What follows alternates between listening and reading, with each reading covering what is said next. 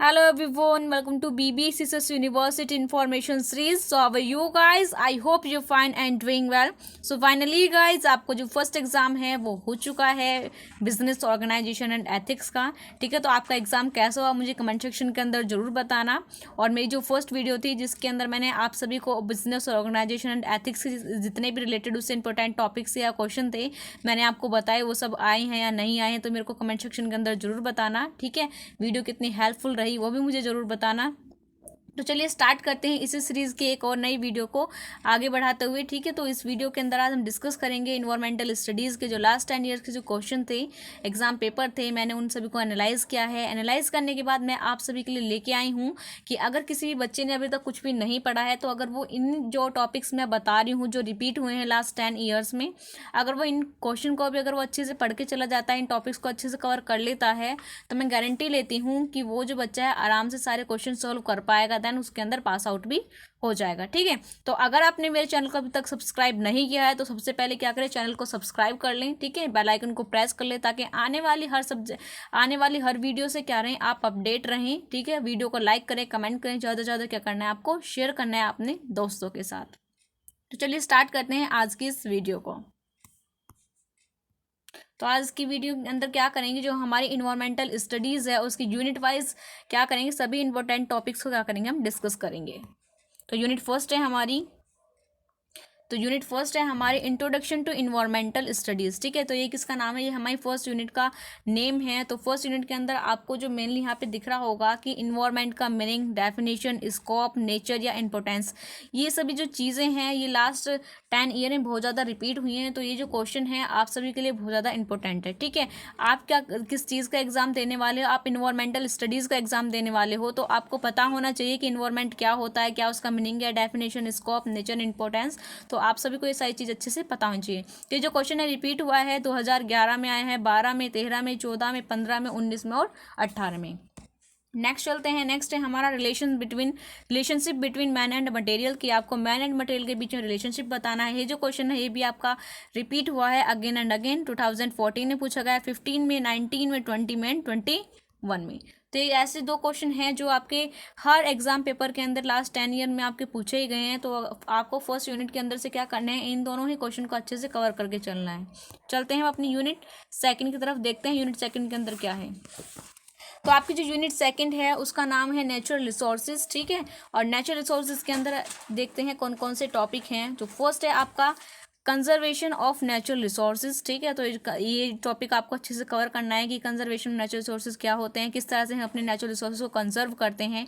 ये जो क्वेश्चन है ये आपका रिपीट हुआ है 2011 में पूछा गया था, 12 में, 13 में और 20 में। ठीक है, सेकंड है आपका कन्वेंशियल एंड नॉन कन्वेंशियल, तो ये भी आया था आपका 2019 एंड 20 के अंदर पूछा गया था। फिर आपका आता है नेचुरल रिसोर्सेज, तो नेचुरल रिसोर्सेज क्या आपका जो पूछा गया था 2013, 14, 15, 16, 12 और 21 के अंदर, यानी कि इसी जो लास्ट ईयर के अंदर भी एक जो क्वेश्चन है ये आपका पूछा गया है। ठीक है, तो अगर आपने यानी कि अगर आप इस वीडियो को देख रहे हो और अभी तक आपने अपने पास कोई भी नोटबुक या पेन वगैरह नहीं रखे हैं तो प्लीज़ याद से एक बार वीडियो को पॉज करके नोटबुक और पेन लेके आओ। सारे जो कितने भी क्वेश्चन मैं आपको बता रही हूँ उन सभी को नोट डाउन करो, वरना आप जो आपके पास अगर वो है बुक तो आप बुक के अंदर भी डायरेक्ट इन सभी के अंदर क्या कर सकते हो, मार्क लगा सकते हो सभी टॉपिक्स के ऊपर। देन आप इसका स्क्रीनशॉट भी ले सकते हो, जैसा आपको अच्छा लगे आप उस तरह से आप इसको कर सकते हो। ठीक है, नेक्स्ट क्या आपका डिफॉरेस्टेशन। ठीक है, तो डिफॉरेस्टेशन है ये भी आपका लिए इंपॉर्टेंट टॉपिक है, 2013 में, 15 में, 17 में पूछा गया था। जो नेक्स्ट है आपका डिग्रेडेशन ऑफ लैंड। ठीक है, ये जो टॉपिक है ये मेनली सिर्फ 2013 में ही आया है। नेक्स्ट है आपका सॉइल इरोजियन। ठीक है, जो सॉइल इरोजन है ये आपका 2011, 18 एंड 19 के अंदर आया था। फिर आपका हाइड्रो इलेक्ट्रिसिटी, ये भी सिर्फ आपका क्वेश्चन एक ही बार पूछा गया है लेकिन फिर मैंने इसके अंदर डाल दिया है। ठीक है, एक बार आप इसको पढ़ लेना। नेक्स्ट चलते हैं हम अपनी यूनिट 3 की तरफ। ठीक है, तो जो यूनिट 3 है उसका नाम है हमारा इकोसिस्टम। तो ठीक है, यूनिट 3 का नाम क्या है, हमारा इकोसिस्टम है। और इकोसिस्टम सबसे पहले आपको पता होना चाहिए कि इकोसिस्टम क्या होता है। और ये जो क्वेश्चन आपका पूछा गया है ये कई बार रिपीट हुआ है, 2011 में आया है, 16 में, 17 में, 18 में एंड 21 में। नेक्स्ट है आपका food chain and food web. कहीं कहीं पे ये जो क्वेश्चन है इसके अंदर डिफरेंस ही पूछा गया है कि फूड चेन और फूड वेब के अंदर क्या डिफरेंस होता है, और कहीं कहीं पे ये जो क्वेश्चन है दोनों ही अलग उससे पूछे गए हैं कि फूड वेब के बारे में बताओ, देन फूड चेन के बारे में बताओ। ठीक है, तो ये जो क्वेश्चन आपका आया है 2014 में आया है, 15 में एंड 17 में, तो ये भी आपके लिए क्या है, बहुत ज़्यादा इंपॉर्टेंट है। नेक्स्ट क्या है आपका इकोलॉजिकल पैरामिड्स के बारे में बताना कि इकोलॉजिकल पैरामिड्स क्या होता है, उसको अच्छे से कर लेना। ये 2016 में एंड 19 में आया था।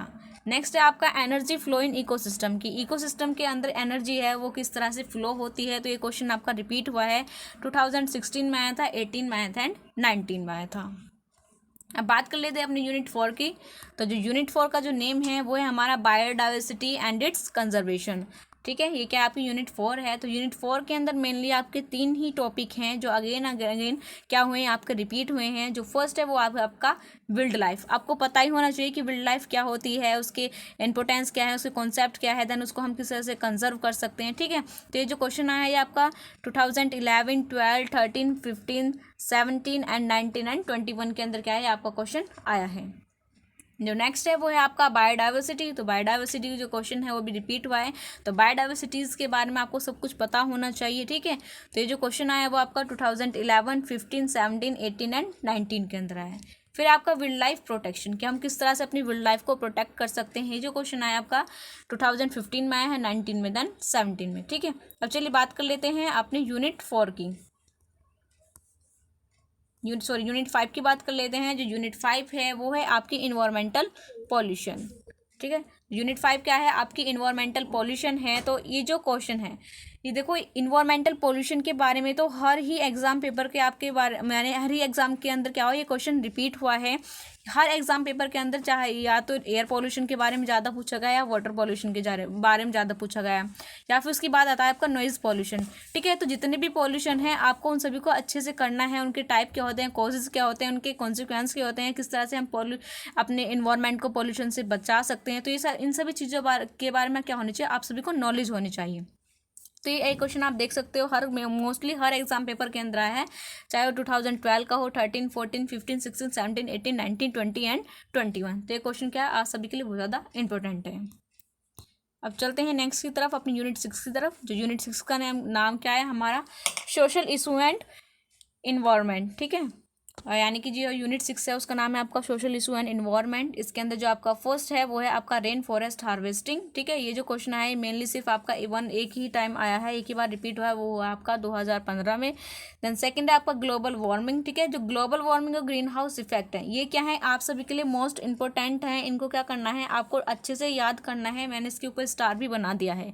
इंपॉर्टेंट क्यों है, क्योंकि जब मैं सभी एग्जाम पेपर यानी कि जो लास्ट 10 ईयर के जो एग्जाम पेपर हैं उनको एनालाइज कर रही थी, तो मेनली ये दोनों क्वेश्चन मेरे को हर एग्जाम पेपर के अंदर देखने को मिल ही रहे थे। ठीक है, चाहे वो हमारे ग्रीन हाउस से रिलेटेड हो, चाहे वो ग्लोबल वार्मिंग हो। तो क्वेश्चन क्या करना है आपको, इन दोनों टॉपिक को अच्छे से क्या करना है, इनको पढ़ना है। ठीक है, तो अगर बात करें तो कितनी बार रिपीट हुआ है, 2014 में आया था, 15 में, 16 में, 17, 18, 19, 20 एंड 21 में जो क्वेश्चन है आपको देखने को मिल जाएगा। चलते हैं नेक्स्ट की तरफ। नेक्स्ट है इसके अंदर एसिड रेन। ठीक है, अब ये कुछ ऐसे पॉइंट हैं जो क्वेश्चन है ये शॉर्ट्स के अंदर पूछे गए हैं। ठीक है, वेरी शॉर्ट के अंदर पूछे गए हैं, जिसमें आपको सारे क्वेश्चन क्या करने के होते हैं, कंपलसरी। तो ये जो सारे टॉपिक हैं इनको अच्छे से कर लेना, क्योंकि ये वेरी शॉर्ट के अंदर आपको देखने को मिल सकते हैं। फर्स्ट है आपका एसिड रेन। जो एसिड रेन है वो आपका 2011, 16, 17, 18, 19 एंड 20 के अंदर आया है, 21 के अंदर आया है। फिर आपका ओजोन लेयर डिप्लीशन, ये आया है आपका 13, 15, 17, 18 एंड 21 के अंदर। फिर आपका फॉरेस्ट कंजर्वेशन। ठीक है, ये जो क्वेश्चन है ये आपका आया है, यानी कि 2011 के 2011 के अंदर आया, 14 के अंदर, 15, 16, 17, 18 एंड 20 के अंदर आया है। फिर है आपका चिपको मोमेंट। जो चिपको मोमेंट है इसको भी अच्छे से कर लेना, क्योंकि अभी आपका एनवायरमेंट से रिलेटेड है। ठीक है, तो ये आपका 2015 और 21 के अंदर आया है। फिर है आपका रेन वाटर हार्वेस्टिंग। ठीक है, जो रेन वाटर हार्वेस्टिंग है बहुत ज़्यादा इंपॉर्टेंट है, क्योंकि ये भी हर एग्जाम पेपर के अंदर देखने को मिल ही रहा था। ठीक है, तो ये किस किस के अंदर आया था आपका 2012, 15, 16, 17, 19 एंड 20 के अंदर क्या होता है आपका रिपीट हुआ था। ठीक है, जो पब्लिक अवेयरनेस है इसके बारे में कहीं पूछा नहीं गया, लेकिन फिर मैं प्रीफर करूँगी कि आपको इस बार इसको अच्छे से कर लेना, क्योंकि पब्लिक एज अ पब्लिक यानी कि पता होना चाहिए कि आप किस तरह से अपने इन्वायरमेंट को बचा सकते हो।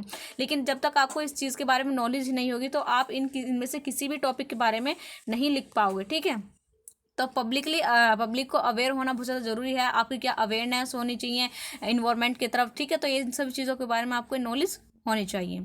अब चलते हैं अपनी नेक्स्ट यूनिट की तरफ, जिसका नाम है हमारा ह्यूमन पॉपुलेशन एंड इन्वायरमेंट। ठीक है, जो लास्ट यूनिट है यूनिट नंबर 7, उसका नाम है आपका ह्यूमन पॉपुलेशन एंड इन्वायरमेंट। तो इसके अंदर क्या है, आपके ज़्यादा टॉपिक नहीं है। फर्स्ट है आपका पॉपुलेशन एक्सप्लॉइटेशन, यानी जो पॉपुलेशन एक्सप्लॉइटेशन है उसके बारे में आपको पता होना चाहिए, क्यों होती है, किस तरह से हम कंट्रोल कर सकते हैं।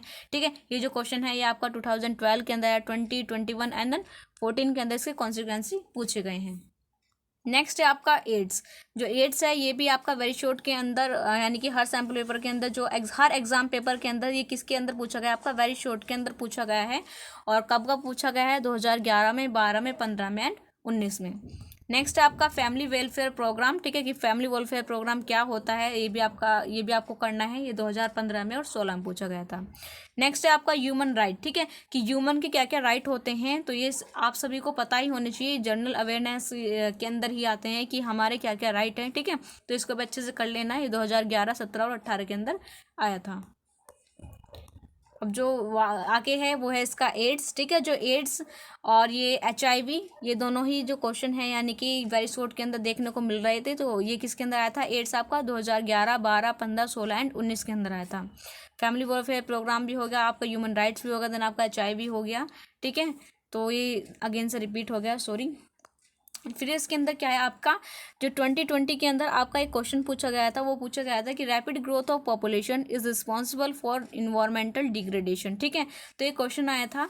तो ये किससे यानी कि पॉपुलेशन यानी किसी चैप्टर से रिलेटेड है, तो आपको एक बार इसके बारे में पढ़ लेना, इसको भी देख लेना। ठीक है, तो ये थे आपके मेनली ये तो सारे इंपॉर्टेंट टॉपिक्स थे, या फिर क्वेश्चन यानी